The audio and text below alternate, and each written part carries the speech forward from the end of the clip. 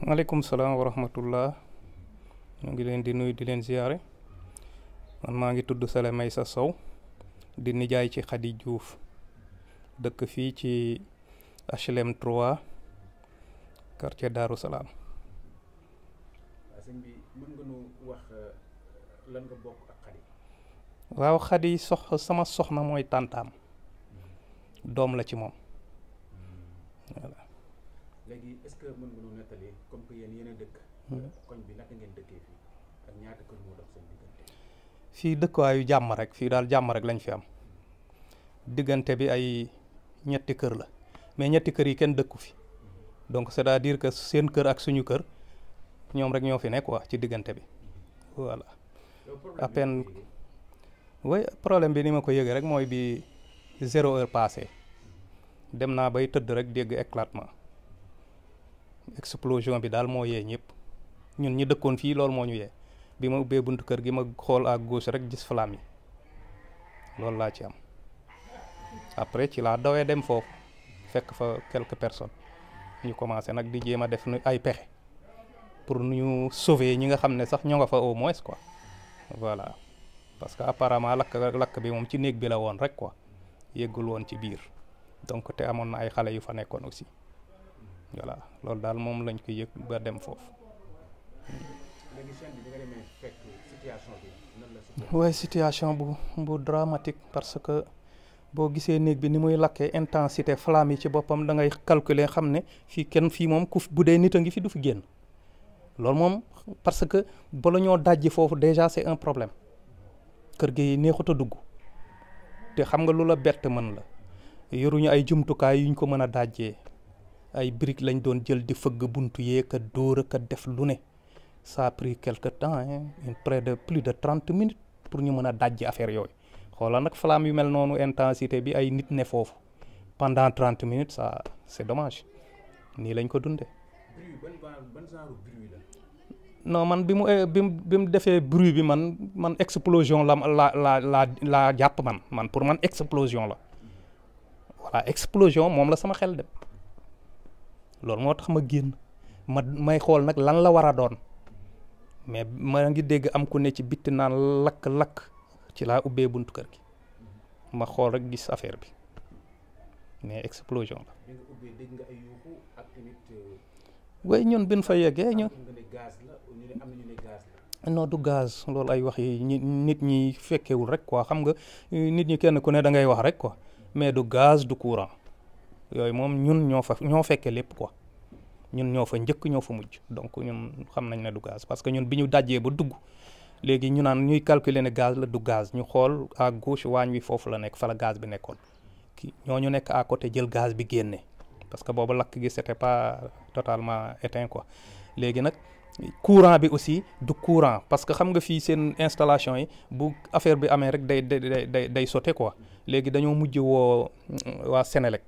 voilà ñoom i tamit yéex nañoo ñëw mais biñ ñëwee ñoom ñoo coupé affaire bi quoi mais courant amul woon benn problème. est-ce que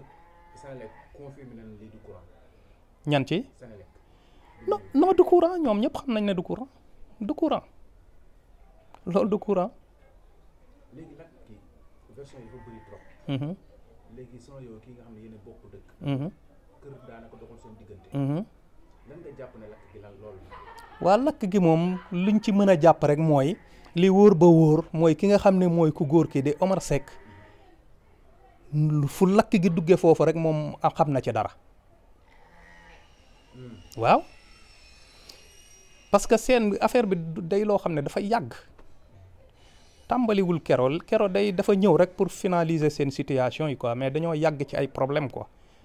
voilà problème yu jiitu yoo xamante ne demoon na ba ay meurtre mënoon cee am avant ça donc lii dafa ñëw rek conclure seen situation c'est ça. lan moo tax nga ne lakk amee Omar Seck mu cee génn. non man dara bettu ma ci man bi ma génnee gis flamme yi foofu uma ci li ma doon jaaxa rek mooy njaboot ga nañ la ñuy génne quoi. mais man bettu ma parce que dama yàgg a toog ak moom di waxtaan moom Omar waaw damaa yàgg a toog ak moom di waxtaan ba keroog bi nga xam ne parce que soxna si nekku fi woon il y a quelque temps dañoo amoon ay problème soxna si dem mais soxna si kër gi sama soxna ne famille am la foofu la nekkoon man it ma voyagé woon bi ma ñëwee fa laa ko fekk ci kër gi ma tombeek problème bi aussi ñu wax ma problème bi ma ciy jéem nag man it di ci dox fekk man damay dem foofu léeg-léeg maa ngi foofu léeg-léeg maa ngi fii léegi nag Seck aussi ñëw ci man comme xam na ne ci famille bi laa ñu ciy waxtaan pour trouver une solution ci noonu laa nekkee woon foofu di waxtaan ak Seck bu ma demee di waxtaan ak famille bi mais man maa dem ba trouver ne lii gisuma ci solution ma mujj na génn naa ci dootuma ci wax c'est-à-dire Seck moom daaw ma ci wax ak moom pare woon naa ci ak wax ak moom parce que nit koo xam ne bu ngeen waxee tey ba juboo ci dara bu subaa mu génnaat ci man finalement ma ne ko yow dag maa yab ma génn ci quoi ba ni ma delloo voyage dellu si waat maa ngi dellu si mois de juin fi laa jullee kii tabaski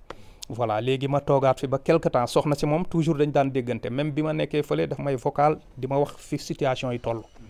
mais toujours dama ko doon wax naan ko defal attention xam nga ab sëy nag doone kenn sëb sëy léeg lii mais da nga ko ne defal attention parce que man j'avais senti quelque chose premièrement dañ fay waxtaan fii ci këram moom Seck ak grand frère am ak yeneeni kilifa ñu toog en famille waxtaan pour nu ndaw si delloosee ci kër gi ñu waxtaan ba tëral keroog man maa leen poser question ne leen léegi en cas retouru ndaw si fii ci kër gi kan mooy jël garanteem pour sécurité am fii ci kër gi kan moo koy jël maa poser question boobu magam ji ñoom ñoo bokk ndey kooku ne moom mooy jël garantie bi Magu Seck parce que man booba maa ngi calculer ne bu ñu waxtaanee ba juboo te xam naa gaan bi leen ci boppam bii man sama xel dalu ci te booba bu fi dellusee loolu bu amee dañ naan man ca ña damaa bokkoon ca ñi dox loolu ba mu dellu je me sentirais responsable quoi looloo taxoon ma poser boobu question mais ñu def ko bisub alxames ñu ne léegi dimanche nañ daje Caaroy ca kër gu mag ga comme ça finaliser ndaw si dellu si entre le jeudi et le dimanche waa ji génn ci ne non moom c'est pas possible. waa ji génn ci arrangement bi. waaw génn ci arrangement bi parce que peut-être je ne sais pas. parce que est-ce que nekkul question bi ñu ko posé kuy jël garantie bi. mën na ne parce que man moom question boobu posé naa leen mais dama xam waa ji dañu toog di waxtaan. xam nga nit ki boo di toog di waxtaan léeg-léeg boo amee tuuti xamu nit quoi da koy xam kii mooy kan quoi ban genre lan la mën a def ak lu mu mënta def moo tax man bi ma waxtaanee ak moom ba xam ne lii sama xel dalu ca ma génn ca bu ma ko rombee nuyu ko mu ne ma grand yow léegi da nga may romb ma ne ko problème mu sëy boobu dama ci dut waxatti parce que moom ku mu gis ci loolu la lay waxtaanal moom waxtaanam yëpp loolu la yàq deru xale bu jigéen bi. yi waxal ko lu ne ba tax na quartier bi sax fi mu ne nii ñoom xamuñu xale bu jigéen bi de quartier bi xamuñu xale bu jigéen bi parce que xale bu jigéen bi demut dikkut bu ñëwee fii bu duggee këram vers 20h 21h bu génnaatee 7h du matin bu ñëwaatee vers 20h 21h kon ñii xamuñu ko xam nga man bi mu ñibbisee waa ji ñëw na ba fii ne ma soxna si ñibbisi na loolu laa ci am. parce que man duggatuma woon ci problème bi. mooy bi ñuy régler problème kon yow yëguloo après. non après bi ma nee ko pare naa ci booba laa ci pare seulement soxna si doon na ma vocal di ma expliquer toog na benn bisu wax ma ne ko yow daal comme yàlla def na yaa ngi foofu am nga foo ne boo yeboo nga toog foofu nga muñ moom mu lay fekk si foofu ngeen jàmmoo moo gën parce que man booba kër gi dafa mel ne daal dafa am lu may yëg ci kër gi. bi ma ko waxee loolu tamit ñu dem ba ci yàgg mu ne ma mag ñi de waxtaan nañ ba léegi nee nañ naa dellu ma ne ko way c'est bien boo delloo nga góorgóorlu rek te muñ bu la yàlla booleeg nit c'est comme ça waaw yàlla rek moo ko mën a jeexal ñu waxtaane loolu foo ko yëpp mu ngi ci sama téléphone léegi biñ defee loolu ñu toog quelque temps mu vocal ma ne ma nee nañ xaar ba école tëj quoi comme gone yi dañ doon jàng foofu quoi bu école tëjee ñoom léegi comme ça dinañ mën a ñëw quoi ma ne ko waaw c'est bien xale bu yaru léegi biñ defee loolu ba pare nag man tabaski fekk na ma fi école bu tëj fekk na ma fi après ñu toog ba quelque temps mu ñëw waa ji moo ñëw fekk ma fii ci sama kër gi fii ne ma grand de soxna si ñibbisi na ma ne ko c'est très bien nit ñi bu ñuy ànd nañuy ànd jàmmoo muñalante rek aduna jeex na ba pare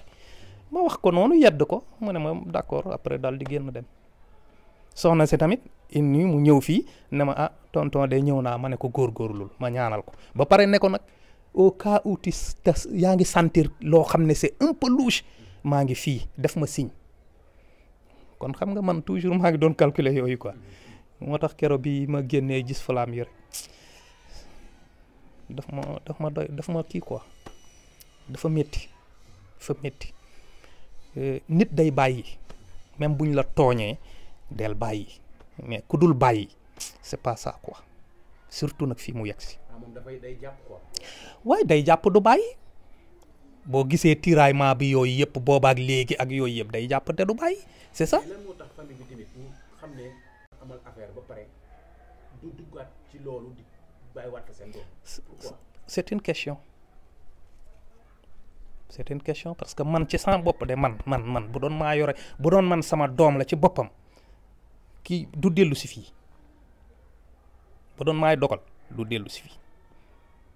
parce que man wóolootuma ko woon waa ji dama ko wóoluwul caractère am arrogance bi ne ci moom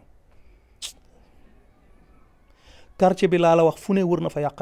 dero xale bu jigéen bi te xale bu jigéen bu taalibe nag laa la wax bu taalibe kenn xamalu c'est-à-dire boo ko gisee sax yow mënoo imaginer ne kii ku bon la wala ku leneen la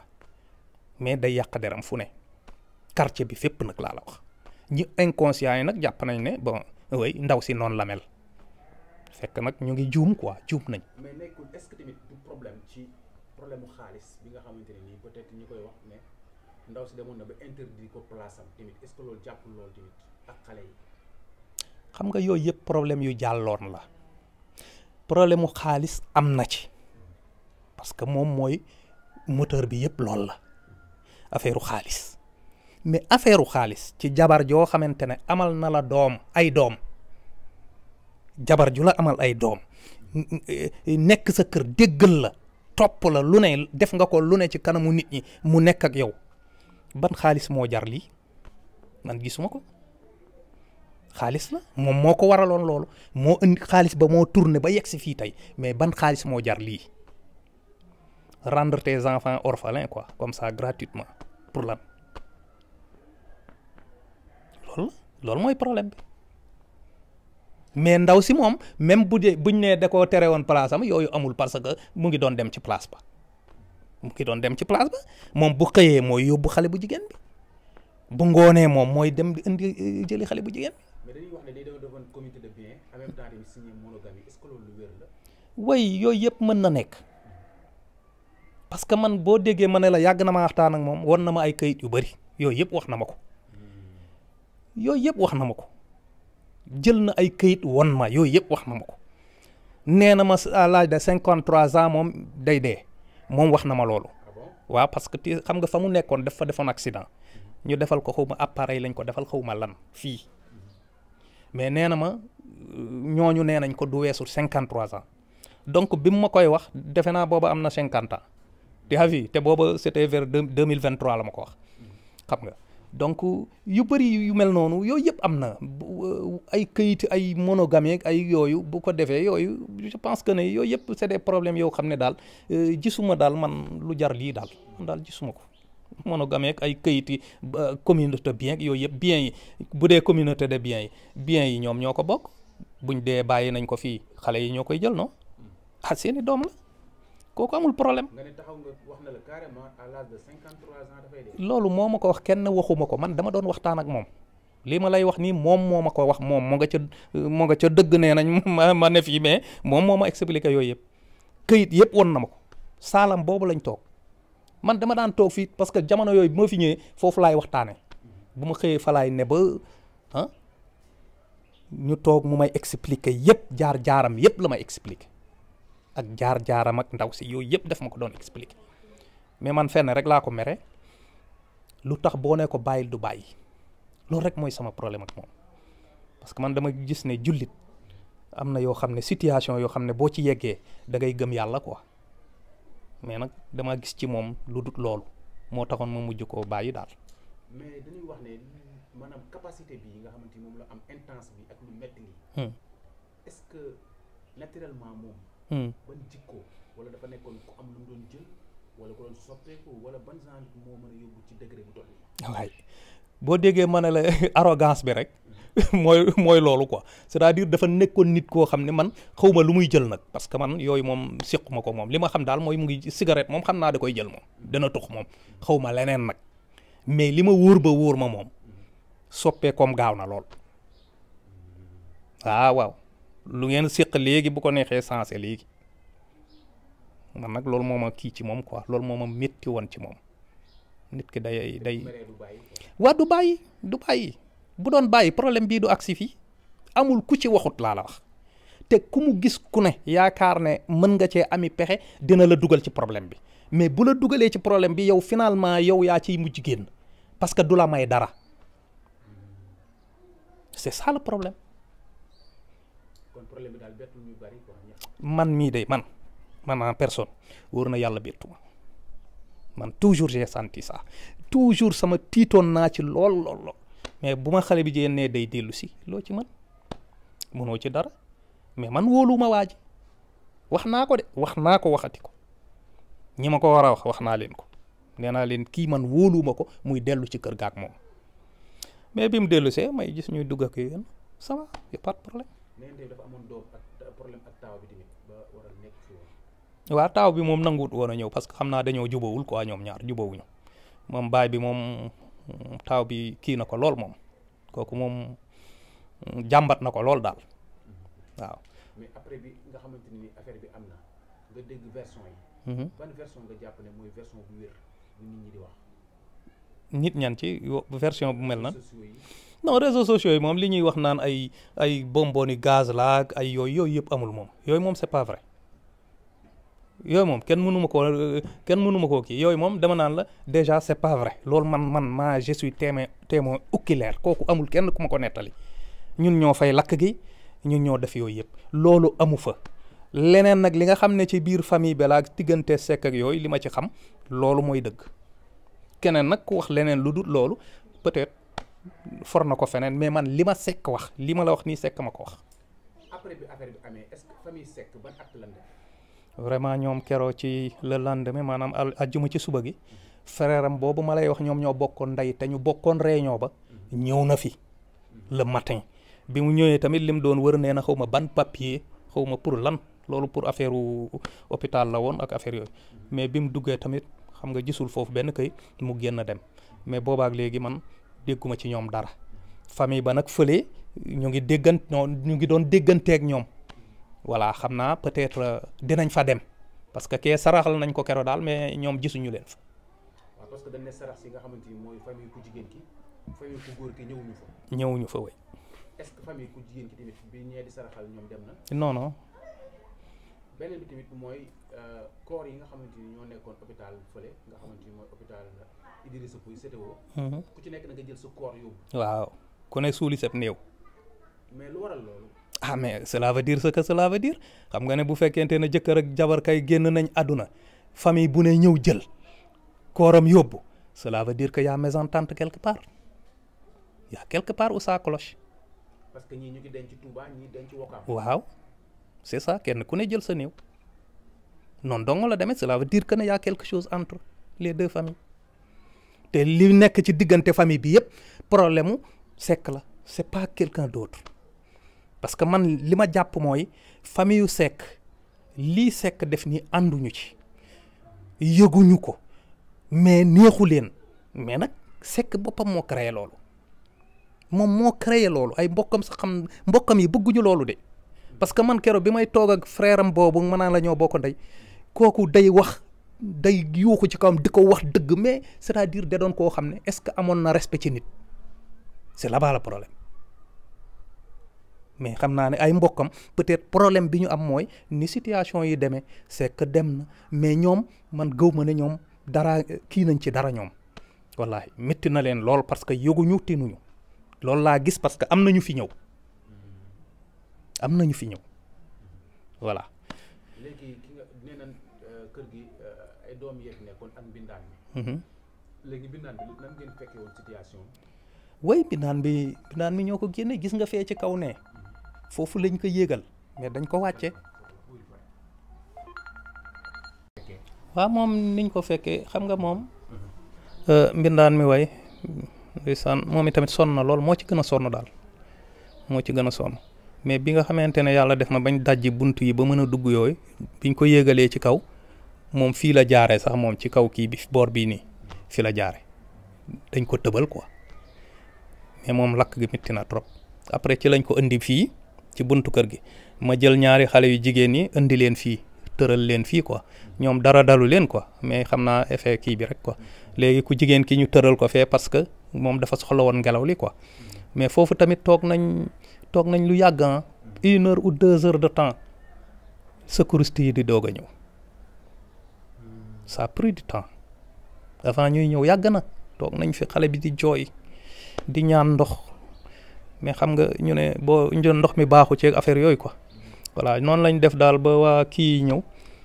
ndeysaan commencé defal ko les soins primaires quoi en attendant quoi ñu jël ko transporter yóbbu voilà waa Croix-Rouge ñëwoon nañ ñoom ñoo ko doon defal les premiers soins voilà. mais tamit am ngeen problème mu accessibilité nag. waay parce que fii par exemple bu fekkente ne yoon wii nga jël yoonu terrain bi nii mën nga ñëw mais bu dul loolu fii kenn du fi accès c'est pas facile c'est-à-dire yoon yi ci boppam kër yi ñoo jël yoon wi benn accès bi c'est pas facile mënoo fee dugg te boo gisee ni ñu tabaxee ñoom par ay loo lañ koy def nii dañuy génne seeni yoon rek mais ñoom li ci des seen yoon nekku ci léegi nag yoon yi nga xam ne moo war a dugg ci biir quartier bi yooyu dañuy dem ba dugg ci biir maanaam day xat oto yi duñ mën a jàll wala suuf si daa bari ba oto du fa mën a jàll voilà donc accès bi fii c'est pas facile. léegi doom yi ñi nekkoon fii ñaata lan. juróom la ñu woon ñeent la ñu woon ñeent ñoo nekkoon fii voilà parce que taaw bi moom nekku fi woon moom. voilà ñeent ñoo fi nekkoon ak liggéeykat bi quoi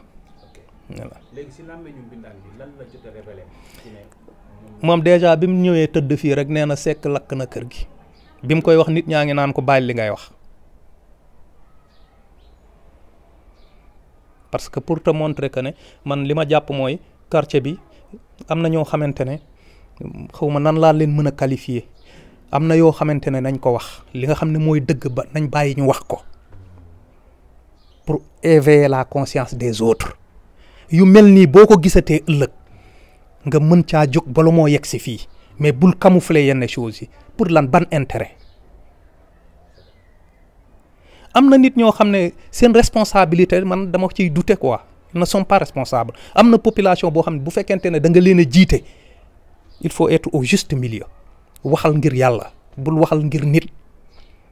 c'est important. ça m'a marqué hein deewu xale bu jigéen bi ça m'a marqué parce que ñoom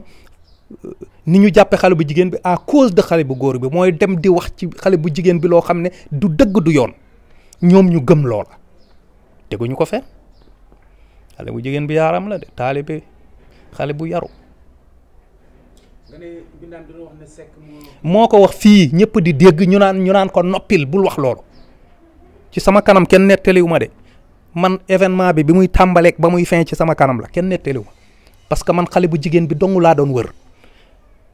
xale bu jigéen bi ma indee xale yi ba pare moom dong laa doon sama xel ma naan yàlla def mu bañ fee ne parce que bu fekkonte ne nekku fi man damay xam ne loolu incendie la boo xam ne c'est involontaire waaw man bu ma ñëwoon fekk moom nekku fi ko keroog dama naan wéy ça moom c'est involontaire mais bi mu fi nekkee laa xam ne c'est volontaire. C'est la vérité c'est ça amul wax ñaari parce que lii may wax nii yàlla ak may dégg non j'assume kooku fu loolu amee moom il est responsable de ça xoolal kër gi ni mu amee sécurité dafa nga ne ay gaz ak ay courant dina lakk kër gi jamais ku xam Seck xam nga ne loolu mënu fee am nit ñi dañuy wax. ñëw na fi pour entendre sécuriser kër gi. oui keroog daal gendarmerie commandant bi nee na nañu tëj kër gi bu fi kenn dugg bi mu ko waxee tamit bon xam nga waa ji bàyyi woon na fi ay poussin yi mais dëkkandoo yi foofu ñoom donc ñu tëj kër gi mais poussin yi comme aliment baa ngi foofu chaque matin ñu dem jox leen ngoon gi ñu dem jox leen loolu moo fi ne. keroog tamit mbokki xale bu jigéen mi ñi mu bokkal ay baay ak ñi mu bokkal ay ndey yooyu ñëw nañ fi keroog ci lundi voilà ñëw nañ fi biñ fi ñëwee tamit waa ji il paraît que def leen ne il faut commandant bi ñu woowee commandant affaire yooyu bon ci la ñu mën a amee accès ci kër gi quoi mais pour le moment kër gi moom ñu ngi ko tëj quoi. est-ce que kër gi du am xëccoo. non je ne pense pas parce que xam naa ne famille bële famille yu Seck je pense pas amuñu problème bu Seck amoon problème mais pas la famille famille bi xam naa ne ñoom amuñu problème boobu alal ji alalu xale yi la c'est tout soxlawuñ ci dara waaw. léegi lan ngay jeexalee sa kàddu bu mujj. ndox ci nga keroog liñ daj fii pour am ndox fii ligne bi ndox amu fi et pourtant ligne bi ci ginnaaw am na ndox fële ci kanam am na ndox mais bii ligne amul ndox. waa seen kii bi nu mu tëddati seen ñi yore seen ndox mi nuñ tudd fii seen eau ñoo fi deful tuyau donc ñi fi dëkk ñoom ñoo war a cotiser pour xëcc tuyau yi ñëw te ñi fi dëkk amuñu doole jooju léegi c'est voilà le problème léegi keroog ñun pour ñu fay lakk gi xoolal kër gi fële beneen ligne ba fële am na ñu am foofu pompe ñoom ñoo ñu doon jàppale dinu indil ndox ñuy jéem a fay lakk gi c'est-à-dire toog nañ fi lu yàgg xamuñu nan la ñuy def ndax amuñu ndox. fii sax pompe nañ fi ndox pour yóbbu mais xam nga lii boo ci bëggee pompe ndox kañ nga ciy am aj bidon toog nañ fi lu yàgg amuñu ndox ginnaaw accès nañ ñu dimbali ñu am ndox waaw ginnaaw accès nañ ñu dimbali ñu am ndox kër yi ñun ñëpp am nañ droit am ay ndox ci kër yi daw nañ ko ba sonn mais pour nga am ko c'est des problèmes. fii fan la si ñàkk ban quartier la. fii Daaru Salaam lañ koy wax HLM 3 HLM 3. loolu lañ koy wax Daaru Salaam quartier Wiye Diagne waaw Diagne mooy chef de quartier bi moom mooy chef de quartier bi noonu lañ koy dàkkantale man nag dama fee yàggul man xam nga yàgg naa fi mais damaa tukki woon damay doog a ñëw déedéet maa ngi woon fii ci kii Guinée voilà mais foofu laa gën a yàgg quoi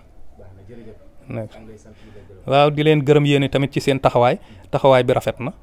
parce que lii lépp pour am information la ñeneen ñi doon joxe ay information jaaruñu fi sax de dañuy dégg rek ñu bind loolu baaxul mais wàcc ci terrain bi dajeeg ñi nga war a dajal aussi ñu wax la li xew c'est important yàlla na jëm kanam merci bien.